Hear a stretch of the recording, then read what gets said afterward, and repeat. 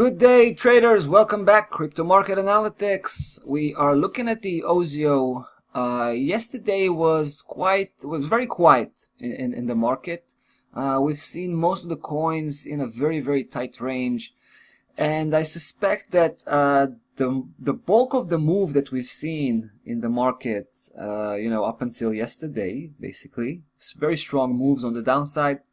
I suspect they may be over.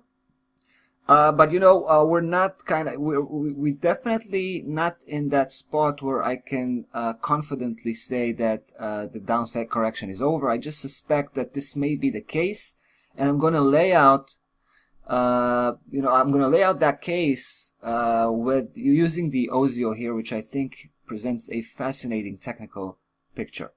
So we talked about last time we were here. I talked about two major support levels that were supposed to hold and push back on price when it was dropping strong, right? When it was dropping strong and it was just basically landing on that 647, that's where we left last time. And what I said was that I suspect that this area, because it's not just this particular key level 647, we also talk about 623. Both of these key levels kind of create this very strong support zone. And I suggested that price will not be able to break through. Instead, it will turn around at some point and begin to reverse, right? Basically. Now we also mentioned the mighty key level, right? One which is even stronger than these two. That's the blue dotted line here. That's the main one. That's the big one, 6.6. So basically, we had three supportive elements here which were supposed to hold, and what we've seen here is actually a breakdown, right? When price was able to close the daily bar just a couple of days ago below all of these three key levels. So yeah, I was a little bit surprised of this. I always respect my initial stop loss level, so in that sense I didn't move and I didn't budge. I just waited to see whether I'm going to be stopped out. But I did have some faith, in these three key levels. And I know that since, the crypto market, especially at this period of time, is highly volatile, right? Extremely violent. And we can see this both ways, right? We've had very strong moves to the upside, which were followed, typically I should say, followed by equally strong downside moves. So I thought to myself, maybe this was just what I call overshooting. With excess noise coming from the daily chart, we have to confirm whether this was a real genuine breakdown or not.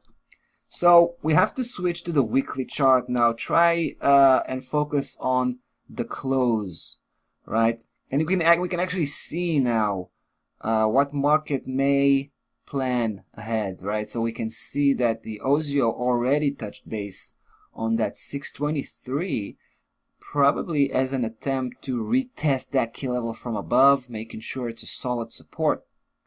Now, as you can see, I was probably pretty lucky here not to be taken out because price was getting very close to my stop loss level at 590.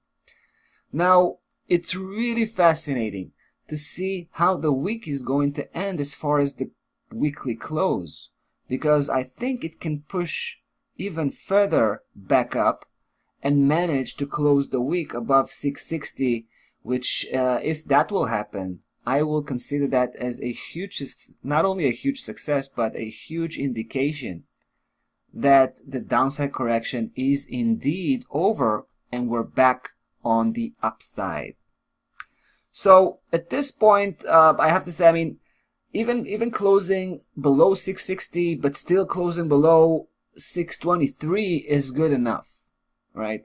But I definitely think that closing back above 660 is the main key here.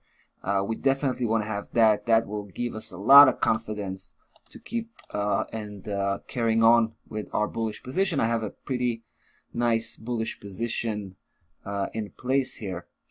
Now, so yeah, obviously we'll have to come back on this one. We'll have to check how the OSIO managed all of these key levels right now seems to be trapped between 647 from above and 623 from below, but it's still pointing upwards, which I can definitely appreciate.